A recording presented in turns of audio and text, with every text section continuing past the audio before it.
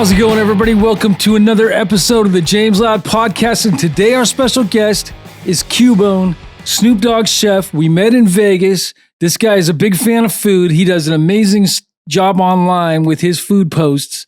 You know, I'm impressed by all your stuff. How you doing today? I'm doing good, James, man. It's a pleasure being on your show, man. I've been really looking forward to coming on here with you, man. Just like we did in Vegas that day you were cooking. Yeah, you know, it's like all this stuff is very serendipitous. You know, you come to Vegas, we meet. I'm doing a cooking event, and I'm actually cooking for a change instead of doing my podcast or my seeds or whatever. You show up, we start talking. Now you're here, and then we're going to be doing a food show together, hopefully in the very near future. Oh, yeah. Yes, sir. Yes, I look forward to that, man. You know, from the day I met you, man, I felt the vibe, you know. Well, the food is good. You know, I just felt your vibe cooking and how you participated with the crowd, with the guests that was here at the house that day. It was very, very good presentation, man.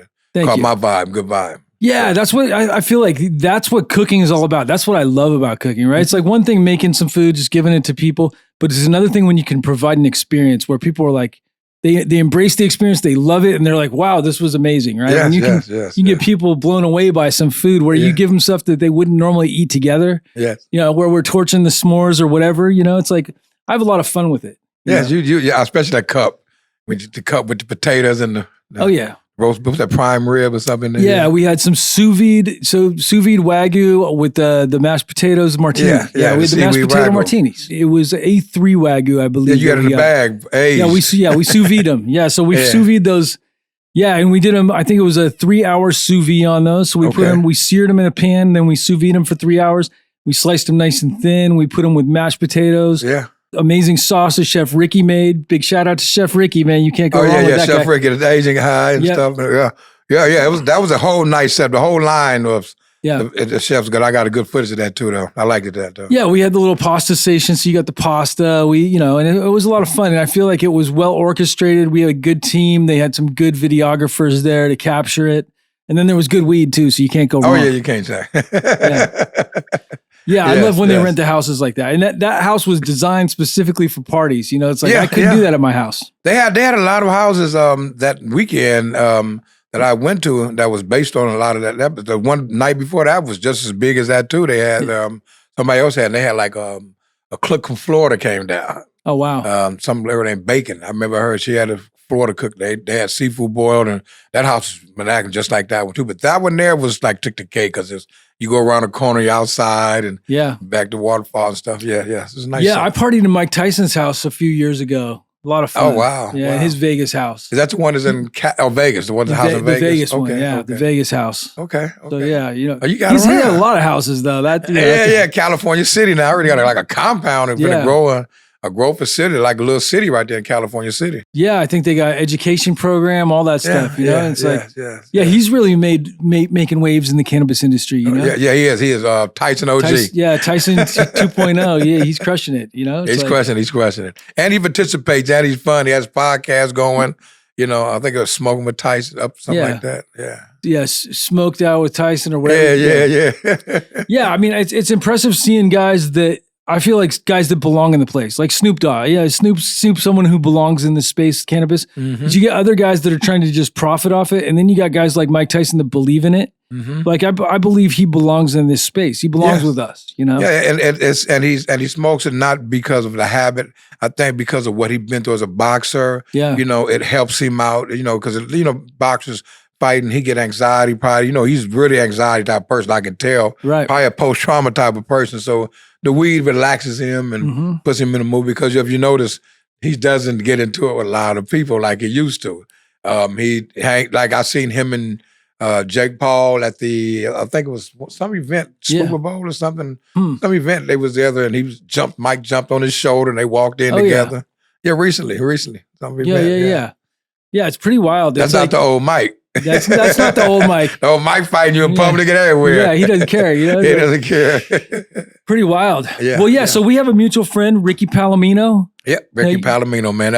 I met Ricky Palomino in 2005. He was on tour with Snoop. At that time, I was a road manager. Yeah, I wasn't even cooking. I was just cooking for fun. Like, I didn't even cook for nobody on tour. And when I went home, I cooked. Or I wasn't cutting myself. I cooked, but never on tour. So me and Ricky rocked real close at me being the tour manager for the company I worked with, and him working with Snoop. We got really real close, like real close. Like I remember Ricky had a short haircut. Yeah. And then when I seen him years later with the long hair, I didn't know who he was. I really didn't know who he was. I'm like, who's you, man? You calling my name? Because I don't like people knowing me and I don't know them. Yeah. And I'm not going to ask you what's your name. I feel that's embarrassed to ask your name. And he said, man, it's Ricky. I know you know who I am. I said, Palomino. That's you the only Ricky Palomino I know. Yeah. Period. Yeah. Good friend of mine, man. Good. Time I see him, I just give him a bracelet, man. Because he's been through a lot. He's been through a lot. Yeah. Yeah, that's my boy. He's a stoner too. He belongs in the space too. He's another good one. Yeah. He's a great guy. Yeah, and we had him on the show. We tissue cultured his plant. We're about to give it back to him. So he's got the RBK, Ricky's Brothers Kush. Okay. That's a good OG cut. The real deal. Yeah. Okay. Yeah, small world. Yes, real small world, man. A couple people on your post I've seen and known. Yeah. We've been really blessed to get a lot of amazing talent coming on this show. From the industry. Well, you James Loud. Come on, man, James Loud. Janex, you people want to come on your show when you show your hospitality and the conversation, the vibe that you get out, the energy, that you bring. It makes people want to come to your show. Like I said, you're a people person. It's been a lot of fun though. I'll tell you, like when it's not fun anymore, that's it. It's still when it's not fun anymore, it's not it. Just like a relationship, when it's not romantic anymore, it's over. Yeah. Turn toxic. Well, and it's like we're ever evolving. So we have this new. So I showed you the studio just a little bit ago. We have this new review show that we're doing, and then we got a kitchen, and that's where hopefully we're going to be working together, doing some fun stuff. I look forward to it, man. I look forward to it. I look forward to coming and doing whatever I can do. I love cooking, and I love doing the podcast, and now combining them. And it's like I'm a big Anthony Bourdain fan, of course. Mm-hmm. And it's like I love the Food Network. It's like I have so many people that I look up to that moved forward in the from all these chefs. We got these chefs. Even Rachel Ray. I'm okay with Rachel Ray, dude. Like I think you can't hate on Rachel Ray. Yeah, and Martha. And she's working with Snoop. There's another one. I remember how they first met was on the Justin Bieber roast, and she was sitting next to him, and he started smoking on the stage. He was smoking on. I'd never seen before smoking on the television show on the roast. He'd do it at the Grammys. We don't go to Grammy but award shows, but he smoked on that show. And then when she went out, they got close, really conversating. Then I guess after she went in and came home, she decided, let me do a cooking show with him because of his reputation and how he was doing, everything. So it turned out good for them both. Turned out really good for both of them. They crossed demographics. Everybody like loves Dr. Snoop. That's like the Dr. Dre and Snoop with the cooking now. Yeah, seriously. Yeah, he understands the collaboration model really well. Yeah, He's very adjustable to all type of aspects. I watch him go from reggae music to hip hop music. Snoop Lion, Snoop Dogg. I watch him pimping Snoop. Just so many atmospheres of Snoop that people don't really know about. Yeah. And me being a chef, but before I was a chef, I was just a good friend, and he picked me out to be a chef because, I cooked for him one time, a long time ago, with his Uncle Junebug. That's how he know I can really cook. He first tasted my food, some baked chicken. It was cold outside. Yeah. So we was going to get on a grill. So we had the chicken sit in the refrigerator, party wing, and nobody wanted to cook. You can't go outside on the grill, so nobody wanted to cook. And he didn't want it fried, so people, we just bake it. I said, well, let's bake it. Yeah. Nobody, I ain't baking that. So I put it in the oven and baked it. And, oh, yeah, this is good. They cleaned the chicken out. And they had never ate my food ever since then. And I was like in the late 90s or something, 2000. And you talking about up to 216 when I'm cooking on Facebook. And they steady logging into my Facebook Live, steady logging in every day, seeing that I'm cooking. I can see him looking at it. And he came on my live one day and said, hey, Bone, I need to be my personal chef, man. Come on tour with me. Nice. Next thing I know, I was on the tour, and that's 216. Every tour now, I'm on with him. Wow. Yeah, that's really cool. Yeah. So what kind of food is Snoop like? And he's not a picky eater. He's very finicky. I mean, average.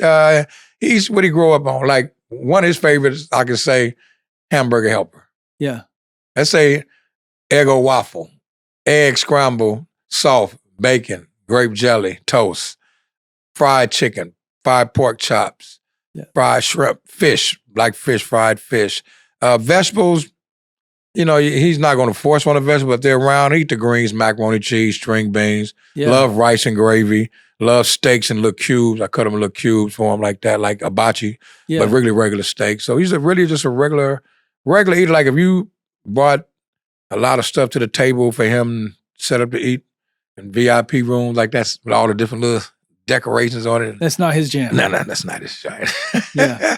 Regular, like egg or waffle. You know what I mean? He might well eat a waffle here and there, but he prefers egg or waffle sausage, Jimmy Dean sausage for breakfast. You know, just a regular eater. Like chicken and waffles. Yeah, it's like nothing that you would have to go hire a Michelin chef to cook for. Yeah. Like if you hire a Michelin chef to cook for him, it's the wrong chef. Yeah. You need to buy me. Right. Somebody down home, just regular cooker. Yeah. Mac and cheese. Yeah, mac and cheese. And you know. I seen your mac and cheese. Yeah. That's it. Yeah, that's nice. It. Just basic eater, real basic eater. But he's a lot. Candies, sweets, cookies. Yeah. It's a good thing he's thin. You know what I mean? Like, yeah. Because I mean, where to go? Yeah, because he's slim, so you don't see where it go. I eat all that sweets, man. It just makes me fat. Yeah. That's what he does do. He eats a lot of sweet Skittles and M&M's. Nice. Love peanuts and stuff. Yeah. Cashews and stuff like that. Well, I think some of that kind of regulate when you smoke a lot of weed, you want to balance it out with some sugar. I like caffeine, sugar, and weed, but like I try to cut out the sugar. Just the caffeine and the weed work really well together too. Okay. So you grew up cooking. You started cooking when you were young, or when did you start cooking? Well, my great grandmother. I was raised with my great grandmother. Yeah. My mother was young at the time she had me. I'm the firstborn, so I was raised in the house with my great grandmother, my grandmother, my uncles, aunties, cousins, and stuff. And I'm the firstborn in my generation. Yeah, my mother had 7 kids. At the time, I was the first one. She was only 15. So my great grandmothers taught me how to cook, both of them, and my mom as time went on. But my great grandmother was my influence of cooking. Yeah.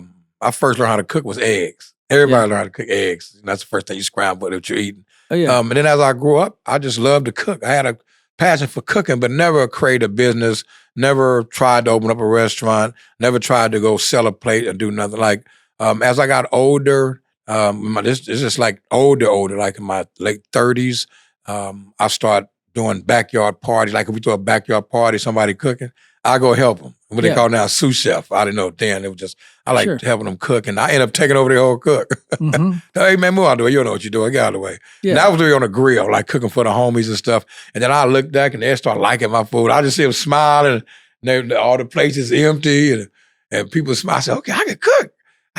And, I season a lot. I like flavor. Yeah. But I don't like salty flavor. I don't like too much spicy. I like it just right, balance it out. And I learned how to balance it out. Just from experience, my teacher learned, looking at other people season stuff and taste my own experience and see if it's too salty or not. And I learned how to balance that and make that kind of like less sodium, healthier for good people, Right. So that's really how I learned how to cook with my great grandmother. She was my mentor in cooking. Same thing, my parents. I grew up with parents that both liked to cook. My mother was also a baker in a bakery for a little bit when I was younger.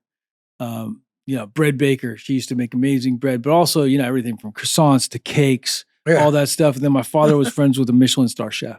Okay. Sorry, master chef from France. This was, I think, even before Michelin Guide, he was a French master chef. Okay. And by the name of Ken Wolf.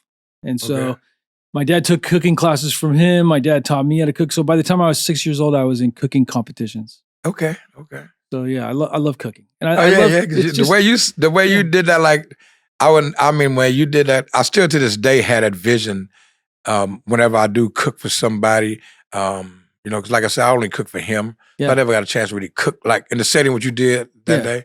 I've done it now, recently, but before I haven't done it. So when I seen you do it, I took ideas. I like ideas, Yeah. I like the cup in the martini cup with the potatoes and it's so fun. And that was you just take a pastry bag, pipe it in there. It's fun. People like fun. Yeah, people like fun. And I like the way you steamed up the marshmallow and the cracker. Yeah. Exactly. Yes. We use the dab torch s'mores, man. Yeah, dab torch thing. Yeah. So, put bacon in the s'mores too. It's like all those little details. And that's what personalizes it and makes it your own. And I just love that kind of stuff. We should do a dinner party together here. Oh, yeah. I'm with it, man. I'm with it. Like I said, it's now I see the bigger picture. That's why I created Cooking with Cubone show. Yeah. To have fun and go around doing reviews, not reviews. It's like a diners and dives, like a guy. Yeah. He's one of my favorite. Guy I like the way he just hosted people, and you barely see him cooking. Unless he's at home or when his restaurant, he's back, or he's supporting it. But most of the time, he's supporting. He can cook, though. That's what people don't understand. He can totally cook. He can totally cook. He's also a great host, and he's probably known more for being a host than a chef and a restaurant owner. But just like Ramsay, Hell's Kitchen. Ramsay, he's like the drill sergeant of the cooking guy. Loves yelling at everybody. But and Gordon Ramsay, one of my friends used to work for Gordon Ramsay, and he said the only time he heard Gordon Ramsay yell when he worked for him was when he fired somebody. And that was it. And it wasn't like he was firing people.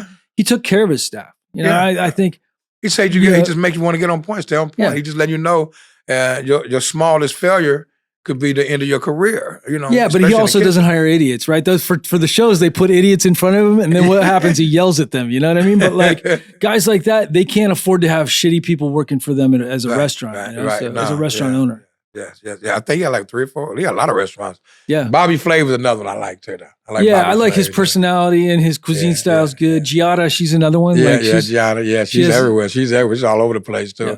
With the grocery shopping thing, when they cook in the parking lot. And I really wanted to I'm still thinking about going on one of them shows like that one day, creating one of them contests. Someday somebody will pull me on there. And I just, whether win or lose, I just want to have that experience that I cooked against Bobby Flav and stuff. Yeah. Well, let me know. I'll train you for one of those events. Yeah, exactly. I'm big into those. And I used to win cooking competitions, right? And especially mystery basket cooking competitions. I love those. Okay. Right. And that's where you can get really creative, but you have to have just a base understanding for what you can make. Like going into the competition, you have an idea, okay, this is what it could be potentially, and then you build off of those ideas. But my signature dish, where I grew up on, is spaghetti. Yeah. So I figured I looked at around a lot of African American restaurants, soulful restaurants. Spaghetti is made in every household outside Italian, in our way. Just regular ground beef, spaghetti, tomato paste, or Prego sauce, regular sauce. But I thought of 3 meats. I want to do my 3 meats: bell peppers, onions.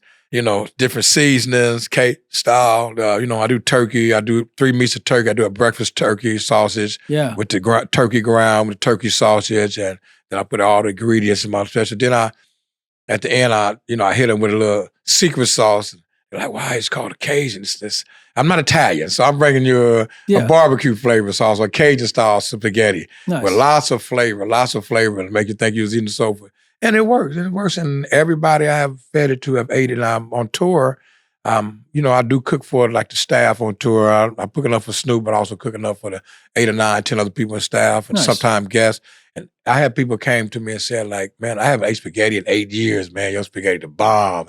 So I figured, okay, here I go. That's my signature dish. I'm gonna make sure everything I cook, I got spaghetti at the menu, because nobody really has spaghetti on their menu in the way I made it. So I've cooked for a lot of venues now. I cater to motorcycle clubs and stuff, just some of them my friends. Yeah. So I go to their little annuals or something, or one of their game nights, and I go in there with that spaghetti. And Traeger's is so easy to do with a salad and a sweet roll, and I'm winning. Yeah. And everybody love it. I have not one complaint yet. So I said, okay, I'm gonna stick to spaghetti. Right. Stick spaghetti. That's my blow up right Keep there. It simple. Keep it simple. You can fry, if I can fry fish and fried chicken, or baked chicken, or barbecue chicken on the grill, it matches with spaghetti. Right. It's a full-fledged platter.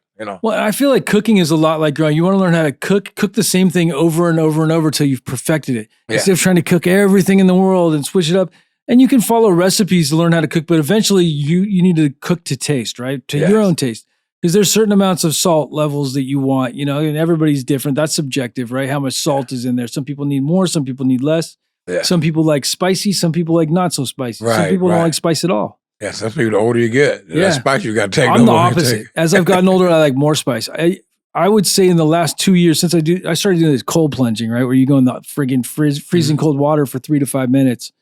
And ever since I started cold plunging, I could eat spicier food. Okay. And so this is just in the last 2 years, since we started doing the podcast, really, that I've been able to eat pretty spicy. Like I would never mess with habaneros before. Now it's like, oh, I eat habaneros. It's not that bad. Ghost peppers, it's a little bit out of my league, right? Like, habanero. Yeah, that's big right now. Yeah. I don't know what made that come out, because of the spiciness in it. It's like I love that habanero. But that's like over the last couple of years. It's really like the household name now. Yeah. You see them at Safeway everywhere. Everyone making all top of it. Even Chick-fil-A made him a version of it. Or the ghost pepper too. Exactly, ghost peppers too. And scorpion is way too hot. That's way too hot. It's so hot that I took one scorpion pepper with a whole flat of strawberries, some sugar, some acid, some lemon juice, and I made this sauce. And I had one pepper, one of these scorpion peppers, and if I eat it like just a spoon, I just take a little bit on a spoon and then touch it to my tongue. My ears turn purple because it's so spicy. Oh wow! Too spicy for me. I had a lady send me. Her name is Marie Strat. She sent me like a hot sauce. Yeah. Maria. She's from Belize. Nice. She has like, I haven't even tasted all the hot sauce. I'm not gonna. Unless somebody come to my house and they want hot sauce, you got a choice to the flame and super heat. She's at levels that I'm like Tabasco is too hot for me. Wow. So imagine I'm just on Louisiana hot sauce, Crystal, and other, the regular, that super hot sauce. Ooh, no. Then I the pepper. Yeah. Oh man, that just get me in a sweat box. I turned to a sweat box. So I limit myself on spicy seasoning. I can do. Yeah. Not like Creole, Cajun, all that. Just I love Cajun. I like blackened. Blackened and different ones like that. Caribbean, but when it comes to that, Caribbean, jerk. Like jerk, I love jerk. I love jerk too.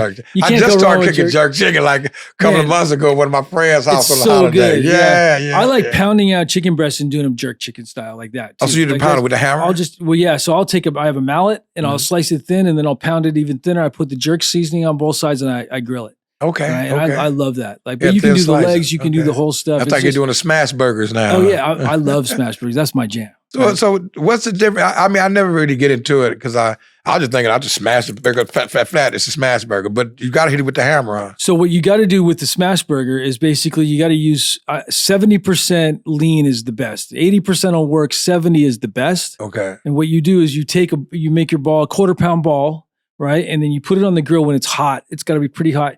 You smash it down with I have a smasher that's specifically cast iron. For smashing, it's round. It smashes it down, smashes it in the burger patty shape. You take it off. You put your onions that are sliced thin, salt and pepper, and then what you do is you just cook it till you can see the edges starting to caramelize. You scoop under it. You flip it over. You put your cheese on it. Once the cheese is melted, it's done. And so this is like a 1.5, 2-minute process.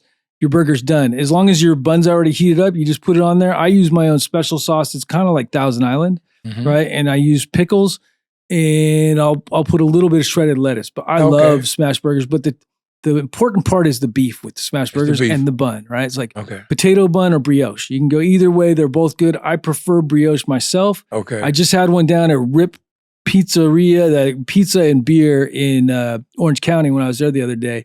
They use the potato bun. It's the best potato bun I've ever had. Okay. It really conforms to the burger where you can squeeze it. Right. It's like potato burger. Oh yeah, and you want that crispy. It's almost crispy like bacon, but it's a burger. And I use American cheese. They have I think it's a smoked American. Okay. Which is really good. Or if you're really creative, smoke your own American cheese and do it.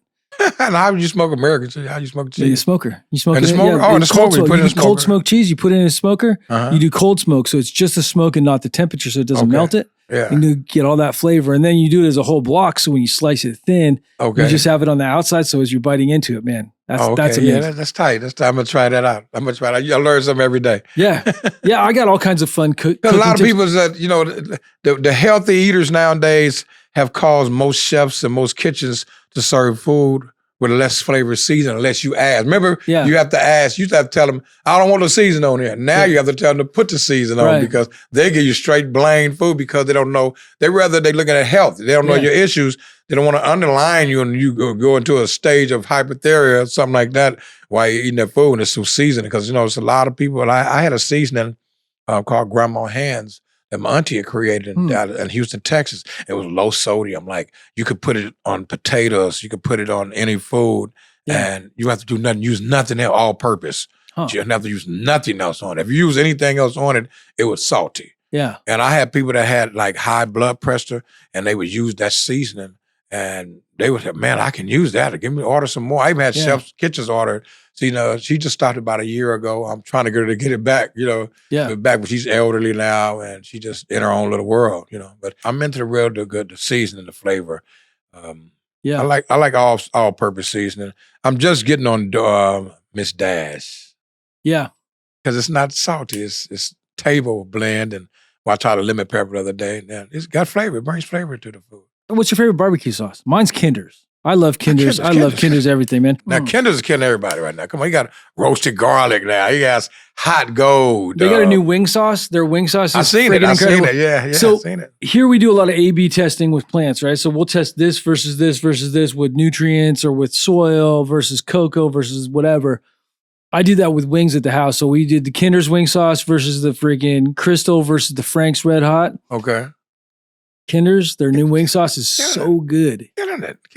And I met the son who runs Kinder, Justin Kinder, yeah. I met him through E40 and Be Legit years ago. And, so yeah, me and him got real close. And like I say, he done added more to the table than any other barbecues I see right now. He's like killing the game. But the one I say, I can't think, he's in every store too, though. But he's based out of Atlanta. Oh, Sweet Baby Ray. That's it. Oh, Sweet Baby Ray. That is the one, man. Sweet Baby Ray, that's a classic. That's a classic. Yeah. I like that sweet and spicy one, though. For sure. Yeah. I like the balance with that. And it's funny because my parents live in Texas, and Texas style barbecue sauce is a little bit different. You got your Kansas City barbecue sauce, and then I love the classic, like what Kinder's. I love the sauce they got Kinder's there, man. Kinder's is killing the game right now. I just went and bought something the other day that roasted garlic. I love the roasted garlic. I use that on my steak. I don't even use steak sauce. I use that on my chicken, steaks. Yeah. I even use it on my taquitos, everything. I even use that like when I'm making my soups and different stuff. I love that Kinder's, the different flavors of their sauce. They kill the game, right? Kinder's barbecue sauce, they're spicy with nachos, is amazing. Yeah. Spice with nachos, yes. That's what I use it on. I use it on my nachos. I put it on the nachos and the cheese. I put everything else on it. I put that lettuce on it and tomatoes on top, and I sprinkle the Kinder's in there, boy. I put that flavor. Like you can really make a plain hamburger. Yeah. And don't put nothing on it and put that Kinder's on it. You're going to get all the flavor out that sauce right there. Secret to meatloaf is not just ketchup, it's barbecue sauce. Half barbecue. Oh, yeah. I do barbecue and I do ketchup. Barbecue ketchup. I mix mine. My girl, she loves that just the ketchup and she don't use barbecue sauce. She said, you eat barbecue sauce on everything. Everything we have, you just barbecue. I said, hey, that's what the flavor's at. I'm just call me the barbecue king eater. I like switching it up. Yeah, I like it. Yeah, switching. I was trying Mr. Stubbs too, though, but I don't know. Is that like a Texas barbecue because you got the cowboy hat, like with the cowboy hat on it being there? Stubbs. So what's the difference between, like I ate Kansas City barbecue sauce, Gates. I remember Gates. It's more vinegary, right? It's more. The Kansas City is more vinegary. Typically. More vinegary, yeah. Now what is Texas is more like. More, it's richer flavor. Texas is this thick, spicy stuff, right? Yeah. Because I had met a meat company when I was on the road. We was on tour. It's a meat company in Texas. They do Wagyu, burgers, steaks, and everything.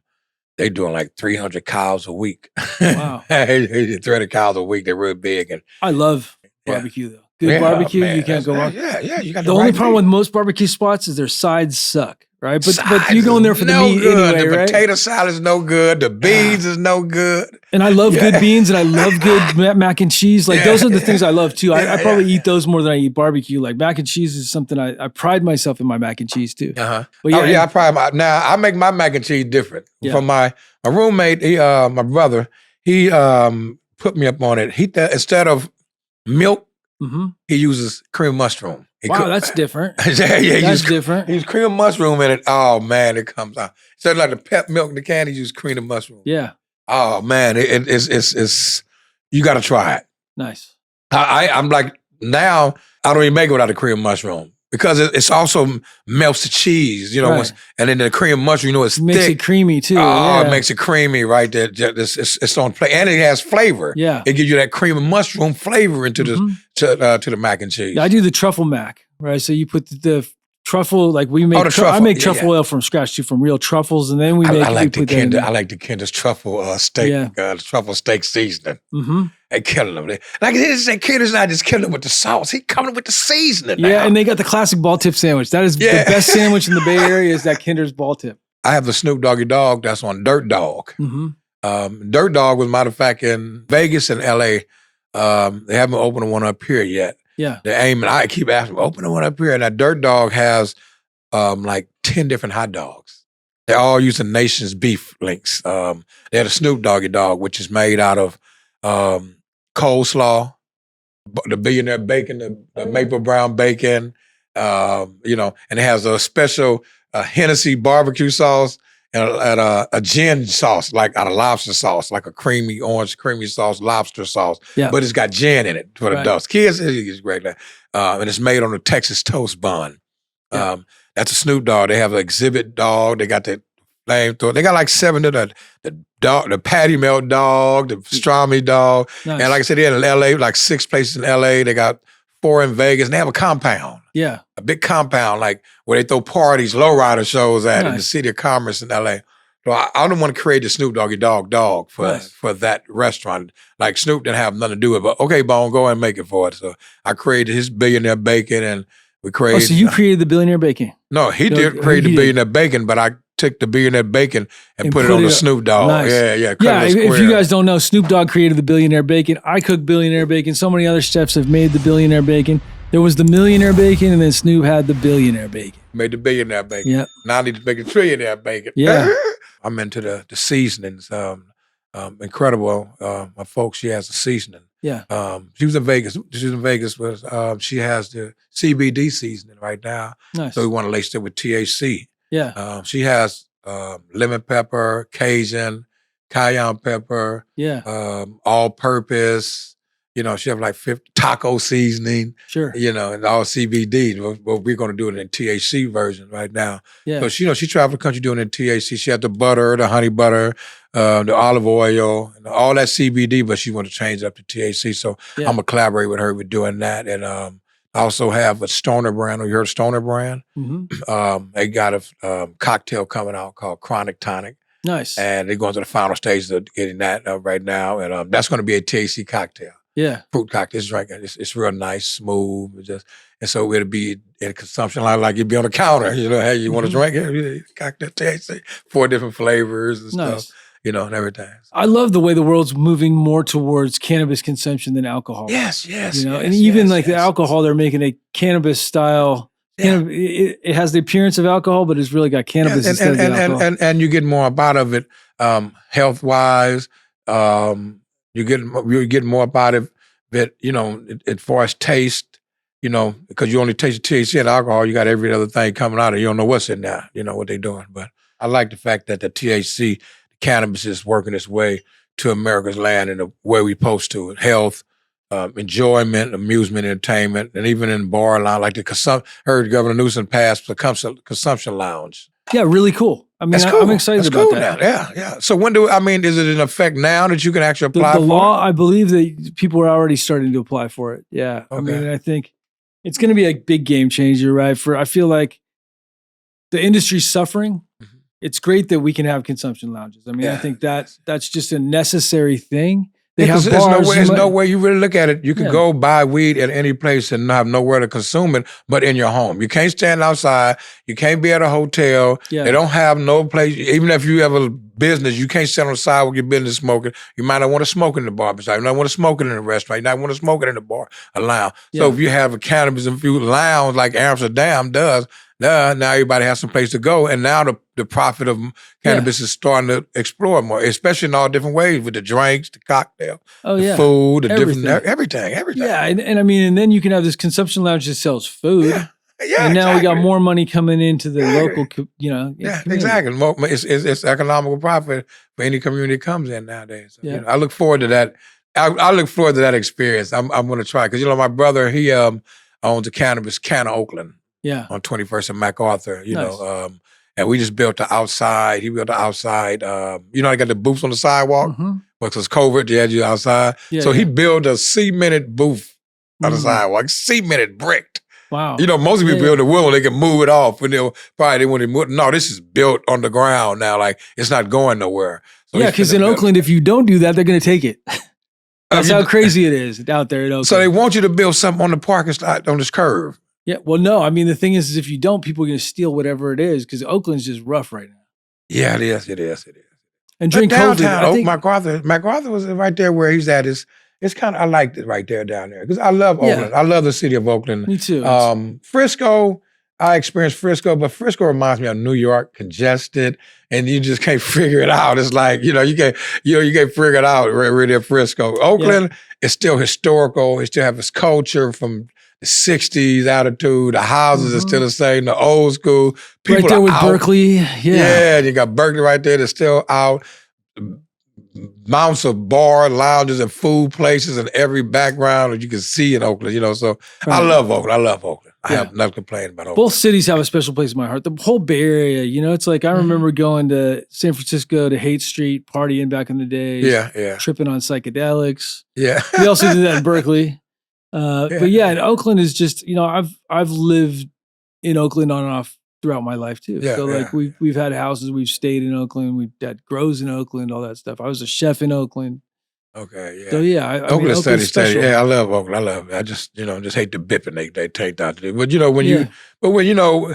I think what made people more in Oakland and do the bipping is because social media hyped it. Yeah. And now you got copycats. But then they changed the laws, right? So they said anything less than $900 and whatever is they'll issue you a ticket, right? Rather than arrest you don't get arrested, you just get served a ticket. And that's the problem. I think San Francisco's now changed that laws, and the places aren't getting robbed. So I was in New York years ago, and I was cooking for somebody. I went to go to the store. I needed some butter. Yeah. I went to this little market, and they got a little markets, little small markets.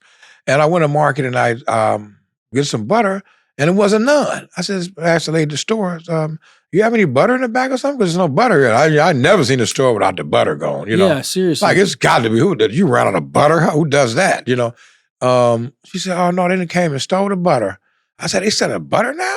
She said, oh, yeah, and we don't stop them. I said, why? She said, because they told us that we're not supposed to intervene with the thieves, and that's why they come sit, and the police is not coming out. So they did this in New York. They were doing this years ago. Then I started seeing it years ago start here. Like, oh, wow, we're around our store now, so they're not really coming. And then they promote it. They let you know in the news and the law, they're not coming out for this and that. Trespassing, homeless in front of your store. Yeah. No, they're not coming to move that. Come on now. You're going to make people take matters in their own hands, and that's when you find vigilantes start growing and stuff like that, So, yeah, I've seen a lot of We could use a Batman right about now. Man, we can use a Batman, Robin, and Captain America. Seriously. We can use all the superheroes to come back, including ourselves, to actually do what they got to do right now, because it's a grace. It's disgrace, man. I was looking at the Martin Luther King parade yesterday in L.A., and the youngsters is fighting out there, and they quick to post it on social media. Right. And you see the police responding to it, but instead of cuffing the youngsters or to the pavement, they pushing them. Oh, wow. Because they don't want the backlash of their parents saying, hey, you grabbed my kid and slammed him to the ground and hog-tied him, or they're going to bring up some respiratory problem or something. So now the law enforcement just suppression, they just pushing them out the way. And when they push them out the way, they going away. They're not going to jail, no consequences. Yeah. So they may as well go do it again. Yeah. And again and again and again until the consequences only going to be if they do go to jail or something else happen. Hopefully that shouldn't happen. But then again, when they don't do it, parents complain, oh man, why y'all don't take it? I heard people take them all to jail, just saying that, well, they wasn't doing that. Yeah. And then we show it on social media, so everybody posts on social media and they see they're not taking them to jail. Now kids feel like, okay, now we can do this. And now they're looking to fight. It was like a real fight that just on camera. Yeah. One girl was right here selfieing herself, and they just fighting right here close where these jars is. Yeah. I'm talking about tens of kids. They not fighting like brawl because she wouldn't have been filming. She'd have been knocked down. Yeah. Police is right there on her side telling her to stand back, man. And they just pushing by like, wait a minute, what's going on? When do you really pay attention that these kids really need to be disciplined for this? They really need to be handcuffed and took into juvenile hall, and then they realize what's going on, because what's going to happen, they're going to end up killed or they're going to end up doing this, and then turn 18, because most of them is about 16. I seen somebody like 11 years old. Yeah, it's wild. I mean, I was 11-year-old out there fighting and stuff, doing mischievous stuff, but not in that attitude to where, our parents, our grandmothers, a lot of them don't have their grandmothers. A lot of their grandparents is my age. And my grandmother was my age then, but they had rules. It was consequences. It was, go out there and get that switch. Yeah. They hit you with this glass. They get a pot. They take this ashtray and bust you across your head when you disrespecting them. Yeah, it was a different world when I was a kid too. Like you get whooped, dog. You mess around. Yeah, I mean, fuck around and find out. That was it's like you fuck up, you do some stupid shit, you're gonna get slapped on the back of the head. Now you can't even whip them. And they know they'll call the police on you. Yeah. They'll call the police on you and make a lie. Next thing you know, you sitting there in their house and the police knocking at your door for you, not the kid. Right. You know? We used to get spanked with wooden spoons. We used to get spanked belts, man. Wooden spoons, all that shit. The racetrack, the stitching cord, Oh, yeah. You might get hit with a pitchfork or something across your back as you messing around your parents. Like people were way more respectful back then. Yeah, nowadays they're not respectful nowadays because they don't know. They don't know what's going on. So it's a big difference at what people do and how these kids carrying themselves. I mean, I'm still in the discipline of my kids. Yeah. I'm into constructive criticism. I'm into really telling them, hey man, don't do this. Tell them what's right. They know the truth, and when you tell them a lie, that don't make them rebellious or make them go continue doing mischievous type of stuff. Let them know the real consequences of being out there acting. Let them know that they're not even going to church no more, so you can't tell them God don't like wrong, ugly. Right. God said respect your parents, your days. They don't even know that verse. Right. You know what I mean? They don't pay attention to that verse. They don't. And they playing the wrong playground. They playing on the devil's playground, and he don't play games. No. And the biggest trick he ever pulled in the world to make everybody believe he don't exist. Oh, he don't believe in such thing as the devil. Ain't no such. Well, if you don't believe in the devil, then you don't believe in God. Yeah. Straight out. If you believe in God, then you should believe in the devil because right is right and wrong is wrong. Yeah. And there's two sides to every story, just like love spelled backwards is evil. Yeah. Spell love backwards is EVOL. Yeah. Yeah. So you grew up in the Bay? You grew up in this area? My family grew up in the Bay Area. I have a lot of cousins up here. Yeah. I moved actually up to the Bay 8 years ago. Oh, wow. Just for a change. So before you're in L.A.? Born and raised in L.A. My whole family for generations. Nice. My great-grandmother, my grandmother, my mother, my father, all my brothers and sisters, cousins. The whole family's in L.A. right now. Yeah. I have maybe 15, 20 cousins up here, though. Yeah. Because I have a big family. Right. So my father, he has 13 brothers and sisters. And let's say 3 of them move up here, and they all 3 got kids. And my mother's family, they have kids up here. So I have a lot of cousins up here. And then friends I have accumulated over the years in L.A. Right. A lot of people in the Bay came to L.A., so I greeted them. So when I moved up here, they greeted me. That's where I got the sick with it chain from B40. Nice. That's because of when I got it was because of 17 years of friendship. Yeah. So me and him was real, real close. Like I'm the big brother now to him. So, he's really close to me. Me and his brother D shot together every other day. Nice. I help him with his music and everything like that, Yeah. I love the Bay Area, though. That's my home. It's like my home. It's my home 9 years, It's great. I'm Bay to L.A. Yeah, and LA's special, too. It's got its own thing. I like visiting LA, but I couldn't live down there. The traffic, it's just different vibe. I'm more of a NorCal vibe sort of guy.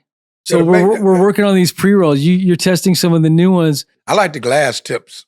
I first started smoking weed, Snoop, that's what he smoked them glass tips. Yeah. A lot of people wonder, where you get them glass tips came from? Be Real started those, the funky feel tips. That was the original. The flat ones, I like the flat ones. Yeah. They kind of good. They had them on blunts and loose leaf, Louis the 13. Yeah. Louis 13. Oh, yeah. I love Louis the 13th. That's my buddy, man, a good friend of mine. And that's, a lot of people was saying, man, somebody who's rolls for Snoop? Who rolls for Snoop? Who does this for Snoop? And Snoop pays this person this to roll thing. They would ask me every day, is you doing that? No, I don't. I barely know how to roll. I roll something gonna really come up short. Louis 13. Yeah, that's a good one. Well, that's what he goes to. He smokes that. So he'll bring them already pre-rolled up in a little gold package in a little box. He's coming in a box, 8 in a box. Right. So he would bring Snoop a whole bunch of them already rolled up. Snoop would have to roll them. Nice. And he just light them up. And wow. That's where, a lot of people got the idea, well, who's rolling? They didn't figure it out because you don't be around Snoop, you wouldn't know it. Snoop know how to roll, but he's homed in on a lot of Louis the 13th for years. He smoked Louis OG. He smoked Louis 13. That Louis OG is classic. That's toxic. He's everywhere. He'd throw the weed out the window. Yeah. So tell me a classic story from when you were on tour with Snoop. This really, one of my classic stories with Snoop is before the tour, cooking. Before I got to cooking for Snoop. Because I went on tour with him in 2005, How the West One was tour. And that was my first experience on tour with another artist on his tour. Mm. And I did a single with him. One of my most classic experiences with Snoop had to do with Suge. you know, Death Row had, you had to get a sample clearance to use certain songs, samples of certain songs. So we had bought this song, the company I was working with called Bogart Music at the time, 2005, had an artist named Ooh Wee. And they sampled the song called Snoop Dogg, Gin and Juice, by Cry, Dry, Yeah, Snoop Dogg, We Let It Cry. So they had to go to Suge Knight to get that sample. By that time, Suge Knight had the publishing for Death Row Music. So him and Snoop was getting to it. So, you know, he wasn't talking, so he wasn't releasing none of the songs to nobody. And we had bought the verse from Snoop to get on the song with him. So we let him just get on the song. But nobody, Suge would not release that song to nobody. Wow. So everybody knew I knew Suge, and that's how I met Snoop Dogg, actually through Suge Knight. He introduced me to Snoop in 92 during the gang shows. And me and Snoop got close then. Jumped in 96, I started working with the rapper artist Mystical out of New Orleans. And that's how I got close to Snoop then. He assigned to Master P. Yeah. So I'll be with Mystical and he'll see Master P and he's like, hey, man, you up here? You everywhere. I say, oh, yeah, I'm just like you, man. He's just starting his career off there. Yeah. Then up jump in 2005, when he's Snoop Dogg doing his thing, he's Snoop lying and this and that, I had to get the song clear. They got to me to get the song clear. So I went to Suge Knight and got the song clear. Wow. And believe it or not, Suge Knight cleared the song for nothing. Nice. He didn't charge us nothing. He did it, I think, because he wanted to show that, you know, I could do this however I want to do it. Yeah. I want to rights to this here. I don't charge Bone. Me and Bone, good friend. Y'all met Bone through me. Bone has a nonprofit, and I give clothes, toys, turkeys during Thanksgiving, Christmas, you know, to his organization, you know, sponsor this and that. So yeah, everybody knows it's the city of LA that Suge has a relationship with me. Even Snoop did. And I got the song clear. Wow. And it blew up, man. We went on tour, and going on tour with Snoop, we got real close, real close. I'm talking about, that was my most exciting, getting that song cleared, and I did something nobody couldn't do. Whether it was the label, Asylum, the label Snoop, or they influence, anybody influencing the industry. Little old me come from the streets, yeah, and get a clearance, $100,000, $200,000 clearance for not even a penny. Wow. Not even a penny. Really cool. Yeah. I think that was my most experience working with Snoop, because once I got that cleared, we did the video. Yeah. We went on tour, song, and on tour, when we was on that tour, one of the most iconic things that happened is we was in Seattle performing, and a guy ran on stage and hugged Snoop. And boy, that security came everywhere. And I was on the bottom floor, on the front floor, and there happened to be a handicapped dude sitting in a wheelchair, and small, like a chair, one of them, he was really paralyzed, and he was smoking. And Snoop passed a joint to me, the blunt to pass to him. That's what I would do. I would be down there, you know, passing the blunt to the crowd. Because I'm the road manager, so I'm not really have to be any place. I can be anywhere. Yeah. So I chose to be on the front row, you know, pass to the fans, seeing the fans' reaction to the show. I'm a people's person. I go out in the audience, and they'll see me out there like, wait, all way out there. Yeah. You know, Snoop will see me out there. He's like, pass it, I go pass it there. So when I seen that happen, I jumped up on stage and ran up there. I pulled the dude off the stage so he wouldn't get beat up. And, you know, hey, what are you doing? You know, how'd you get up here? What's wrong with you? You know? Yeah. So, you know, so that right there was one of the most, like, iconic and classic situations with Snoop and me, you know, to be there for him, you know what I mean? And then for him years later to come back and recognize that from 2005 to 2016, we were just cool. Never did nothing else on tour. I backed up and being there with the artists and went home. Yeah. And had me a child care center, and I was working at home then with my family because I was going on the road from 96 to all the way to 2006 on the road in music. You know, 92 to 96, I was doing nonprofit in the community, had a nonprofit program. To today, gang intervention program. So I know how to stop the violence. I know how to deal with the kids in the streets. Right. When I'm talking, I'm just talking out of reading a book. I'm talking from my experience. Like my name rang a bell in the streets at Peacemaker. My name rang a bell with reputation in the streets being who I was before peace, you know. Diffusing the situation. Yeah. Diffusing the situation, stopping the situation, building the solutions more than anything else so that situation won't have to come back. Because you can't replace something with nothing. Yeah. You can't tell a person to leave the corner you're going to give him something. Mm-hmm. And I'm not talking about to give him something to eat because he's going to go back to that corner. Yeah. And if he's mentally not right, you can't give him a job because he's going to mess the job up. Yeah. So you have to send him to get help first and stuff like that, So, my history goes a long ways in these streets as far as peacemaker and, right. Community person. I grew up in church. Yeah. I did TBN network. I've been to the White House with Bill Clinton. Nice. I'm one of the youngest. I'm King Center Martin at Atlanta. Coretta Scott King. I spoke at her funeral. I'm in her obituary. Yeah. I traveled with her daughter, Bernice King, nice. And her brother and sister. She's addressed me as brother, like I addressed her as my sister. We travel the country together speaking nonviolence. I teach. I'm a certified facilitator. I can teach the Martin Luther King 10 Steps King in Nonviolent Social Change Philosophy, nice. Curriculum in schools, colleges, police reform, clergy, city council, group 101s. I'm certified to do that. Yeah. So, I wear many hats when it comes to peace. Cannabis, I never know how to grow. I just know how to smoke. I just barely learned how to look at weed and tell the difference of what weed is and certain weed is. I was just a consumer, person smoking weed. I really didn't even smoke weed. One of my best friends got me to smoke weed when I came home back in 1989. Yeah. I said, well, I was smoking no weed. I didn't like weed. He said, no, man, you got to smoke weed, man. It humble you out. Come on, man. It does. You're hanging with us. Yeah. Look at yourself in the mirror differently, for sure. Yeah. So I said, okay, you're right. Hey, I grew up, I didn't really smoke weed because I know I would get in trouble. So when I did like 16, 17, I snuck and did it, but I still respected my great-grandmother. Yeah. Then when I went to jail, came home as an adult, my grandma passed, I still respected my mother. Like to this day, mother rests in peace, but even with my mother right now, I wouldn't smoke around her. Right. I don't feel comfortable doing that. Even if I was around your parents, it's just a little different. Right? That's something as a kid's not going to leave you.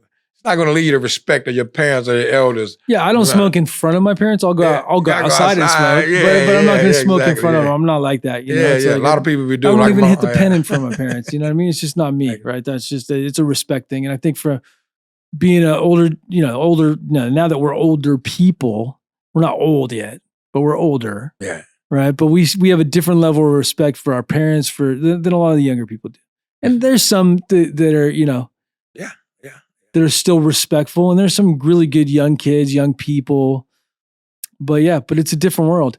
So Ricky Palomino, when he came on here, he talked about being in New Zealand, how he almost got arrested for weed with Snoop and almost took the fall, got in trouble. The cops were going to arrest him if Snoop smoked on stage and then he smoked. You guys ever get in trouble? Even at the times, like I said, I've been on the road with him since 2005. Yeah. Actually, that's when that first tour I went with Snoop on the road and got to know Snoop. So I smoke, how we do and everything. Me too, we smoking weed. Yeah. It wasn't legal, so you had this different. But the cities all embrace Snoop pretty good, I think. Yeah, they do today too. Yeah, they did then because back then it wasn't no $200 thing on the road. It wasn't none of that. It's that you just don't smoke. You smoke a cigarette. You smoke cigarettes on it. They didn't care. No weed problem for an hotel. That's what really shocked me because he's willing to pay for it. Like right now. Yeah. It ain't no if, and buts about it. Yeah. It's smoking going on in his room. Yeah. In the hotel, no, they can say they tell you fine you $500. He go to $500. Good not smoking. Yeah. He go $500. So I'm smoking. Right. But it's bigger than just one little room with me. Mm-hmm. As a Snoop, he's coming to say he's bringing you customers. Yeah. And he can take away your customers if he boycott this hotel. I bet. Yeah, you know what I mean? So it's like a battle between them because it's like Thunder Valley. Yeah. They're not playing about you smoking a weed in Thunder Valley. Right. But it was smoking all down. It was smoking. It was going down. Mm-hmm. But you can smoke cigarettes. Right. You can smoke cigarettes that all day long in the casino and all that. Way worse for you as far as way worse for you. Hollywood, you can't smoke cannabis on the streets, but you can smoke cigarettes. Yeah. Yeah. That's gonna change. Yeah. No, you can smoke cannabis in Hollywood, but not cigarettes. Not cigarettes on the street. That's okay. Hollywood is like cannabis friendly. Yeah. That's why they, there's a lot of places in LA that look the other way when it comes to that. I seen it happen here too. New York, you can smoke freely. Yeah. I just did New York Times Square cooking for Wonderama TV, and I smell cannabis. So I look back Yeah, you can smoke on the streets, no problem. And they're right there, the police right there next to the police. He just blowing away. And it used to be the worst before this. It used to be the worst. Yeah, and they had the right to stop and frisk you. Yeah. They for Vegas no reason used at to all. be the worst. Now, I had a friend of mine, good friend of mine, long time ago. This is like maybe 90s or something, maybe early 2000s. He got caught with a joint. Coming through the Las Vegas airport, they banned him for 6 months. Wow. I even come back to Vegas for a joint. In Las Vegas, it's fully legit now. They got dispensaries all over. They've really embraced the cannabis. I feel like they need more smoking lounges there, but like they do. I mean, they do because you can't smoke nowhere. No. You can't smoke outside on the sidewalk. You can't smoke in the hotel. So, you can if you have a really big suite, you could smoke weed all you want. But on the balcony. Well, no, we smoke in the big suites. Oh, yeah. If you're in a parlor suite, some of the big suites, you can smoke. Yeah. I had. They don't have the smoke alarms don't go off or anything, man. There was people smoking cigarettes and everything in the room. I was at the Palazzo. The Palazzo, yeah. And at the next they together, two of them next Palazzo, stuff right next to each other. I was in a big old, you're right, in a big nice suite, doing champs one year, like 3 years ago, we doing champs. So me, Ron Bass, Dab Star Josh, and his wife, and a few of us. And we was in a big old room, big suite, my cousin had rented, big nice penthouse, theater room and everything. We were smoking so much in there that the alarm went off in the room. I thought the whole hotel went off, because just get the flash in the room. It was just in the room. We just flashed it, but it smoked out. They had to bring the big fan in there. Yeah. I said, we finna kick us out. They finna kick us out this room. No, they said, hey, man, y'all just smoking too much, man. Take it easy. Got the fan on, left 2 fans in there to blow the smoke out. Right. And they did not find us another. And that's when I said, you know what, that's a trip. You can smoke in these big old suites and get away with it. Ain't no ventilation going out here. Then you got a little room where you can, flip the little window out there, try to blow out the window. Or they come and find any tobacco. Yeah. Loose tobacco wrapped up in a napkin in a trash can. They're going to say you smoked the marijuana. Yeah. Not messing around. Don't throw no napkin in the trash can. They'll take that napkin out of the trash can, open up, and if it's tobacco that you done broke down. Yeah. So you can see they haven't smoked the tobacco because it's just broke down. It's not smoking. It's not ashes. There's no ashtray, man. I broke it down and rolled my cannabis, and I went downstairs and smoked. Right. But because it's on your clothing, when you come back, the scent is in the room. Mm-hmm. They figure it got on the curtain. So that's it. They got to find you. It's a business of they're in the business of making money on all the levels. $500 every time. I just seen that All-Star Weekend the other night at the Hilton Garden. Right there in Emeryville, $500. I said, oh, yeah, bitch, I won't be smoking up in here. Yeah. No way. I didn't even smoke, matter of fact. I just waited till I left. Right. And then when I didn't come back for a couple hours, I just smoked it. So if you had one piece of advice for your younger self, what would that one piece of advice be? I would go back to when I was 15 years old, my younger self. Yeah. And when I would say street life, I wouldn't have took. Far the way I did take it, gangbanging. Yeah. Some of the things I did, activities that I applied myself to. Mm-hmm. I would have told my younger self not to do that. But that's why I'm saying these 15-year-olds and 13-year-olds today. Yeah. Because at that age, you make a decision to step into a whole different life as a teenager, to a grown teenager, because you're at 15, you become that young adult almost, because 18, you tend to do things before you get 21, preparing you for 21. Right. That 3-year cycle and everything, age. Mm-hmm. So 12 to 14, you're all right. Yeah. 15 to 16, you better wake up. It's sort of, you got a decision to make. You're going, you take your training wheels off your bike. You can go home. You can go to school by yourself now. You know enough to be dangerous. Yeah, So I would tell my 15-year-old, stick to the positive things in life. Take advantage of education in school. Take advantage of your religious belief. If you ain't in peace with God, keep it peace back then. Because back then you didn't have no devilish attitudes unless you just, if you did, go to church. You was going to church. A lot of people, out to my 50-year-olds, go to church more, go back to church more, participate in sports, participate in school, think a positive future. And, that's basically I could tell you, live your life. But, just grow. I would tell myself, just take your time. I'll take my time now. So, I'll just tell my younger self, hang with the turtles, not the rabbits. Yeah. That's nice. what I would say. Well, if people are looking to find out more about Cubone, where can they go? Well, you can go, most of you can find me on Instagram at Big Cubone 52, Cooking with Cubone Show on Instagram. You can find me at Big Cubone on all social media, from Twitter or X, they call it now, TikTok. You can ask James Loud. Yeah. Amazing. Well, it's been really great having you on the show. Mm-hmm. I'm looking forward to cooking with you in the very near future. Oh, yes. Really a lot of stuff, man. I look forward to doing a lot of stuff with you, James, man. Yeah. So, yeah, it's a pleasure. Pleasure coming on your show, man. Absolutely. Thank you very much. You're welcome.